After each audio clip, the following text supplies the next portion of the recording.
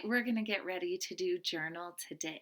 So if you will get to this journal page to do it with me today. All right, let's go ahead and get started. So we are going to underline March. So go ahead and underline March. And today is March 24th. We write 24 with a 2 and then a 4. So we're going to write 24, 2020. Now, as we've talked about, March is the third month of the year. So in the digital date, we're going to go ahead and write 3-24-20. And today is Tuesday. So that's how we start. And my D is probably not quite long enough, so I'm going to make it just a little longer. Go ahead and pause the video if you need more time to write Tuesday. Okay, this next part, it says, well, first let's go through and just read what the letters are. So if you want to go with me, I'll point. I'm going to put my cap on so I don't put permanent marker somewhere fun. Okay, let's read the letters. E, Z, H, I, Q, K, G, I, O, J, A, C, N, E, S. Now I see some of those are capitals and some of those are lowercase. In the directions, it tells us to put a circle on the vowels, and so we're going to do that.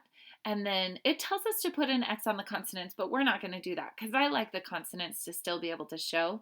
And if we put an X, sometimes we can't see them. So just know if we didn't circle it, it is a consonant. So is E a vowel or a consonant?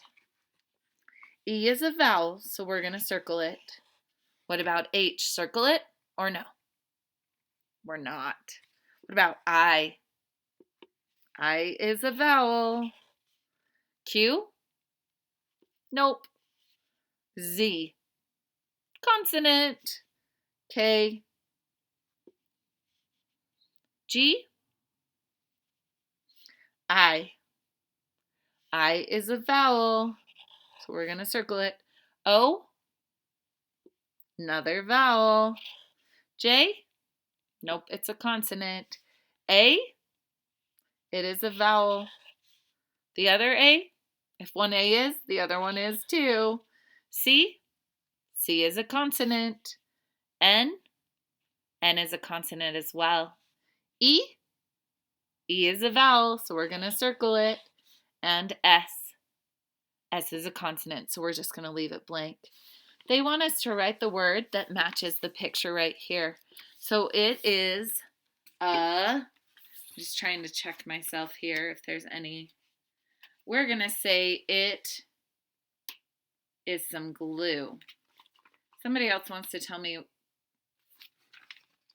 it's something different. That's fine. But we're going to go with glue. Now, glue is G. So we got to do our G down below the line. L. And then it has the secret OO. It's U-E. The more I think about it, the more I don't think that's the word we were supposed to do. But I'm not sure what we were. So we did glue. It works. Okay, you guys, we are going to write I can see the rainbow. You need to do it all correctly because we just have to fix the capital and the punctuation, but all the rest is just copying. And when you see a space, even if it's not very big, that's where you're going to go in and put your finger space. So I'm going to go ahead and write it and then I'll show you. So you be working on, so I'm doing a capital I, and then I'm going to leave my finger space and I'm going to write can, put another finger space. Now look at where the letters are. The T gets to be the full length of the line. Now, I got to, I can see the, I know I don't have enough room for rainbow right here. So I'm going to come down to the other line and I'm going to write rainbow. And then what do we need to remember at the end?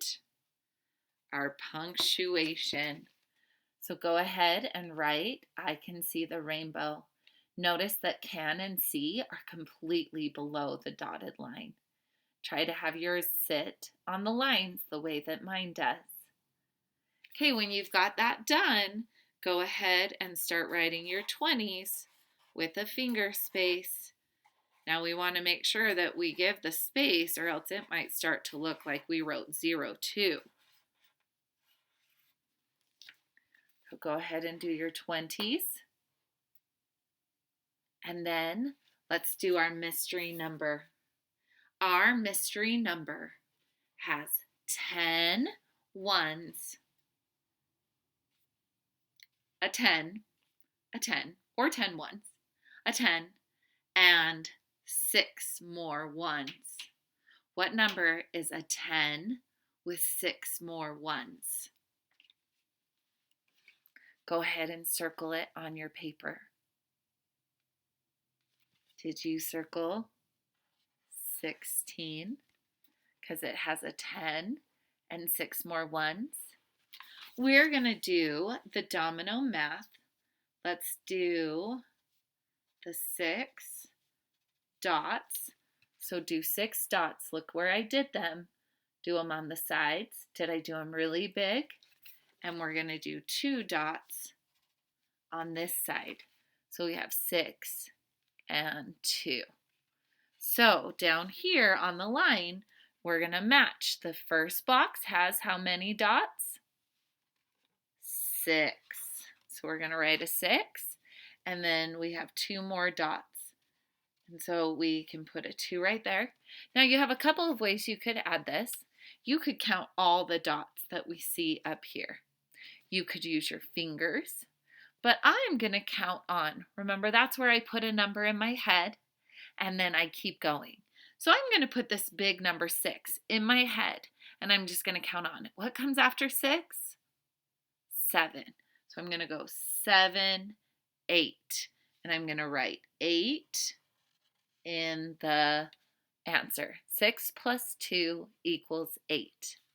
Now over here, they want us to write the number that comes before and after. So they've given us 13. What number comes before 13? 12.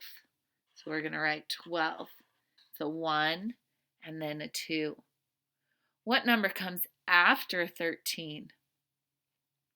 It's the number 14. After is usually a little bit easier than before. It's a little trickier on our brain to do the one before. So let's do 17. So what comes before 17? 16. And then what comes after 17? 18. Okay, let's go ahead and look at the other side for our journal page today. So it looks like you have a lot of things that deal with kites. Have you flown a kite? Was it a fun experience? Did anything happen?